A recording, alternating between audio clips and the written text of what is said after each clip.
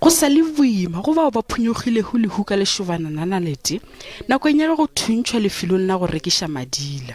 Afrika Sonsava o sa gopola letšatši leo. Batho ba gona ba tsene re sa itebetse re nwela madila gomme ba thoma le go thuntšha.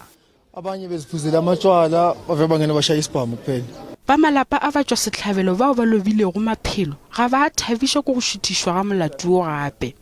Go sa le bjalo baemedi ba gononelwa ba latofatša maphodisa ka go tlaiša ba gononelwa. My clients are also complaining of being assaulted by the police, and they were never provided with any medication except for Profen or Painamol.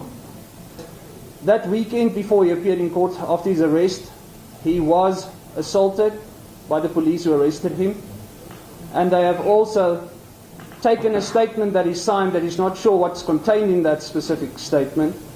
Nakong ya ge ba gononelwa ba etswa ka kgorontsheko ba ile ba kopana le bogale ba badudi. Molato o šuthišitšwe go la seswai Nofemere.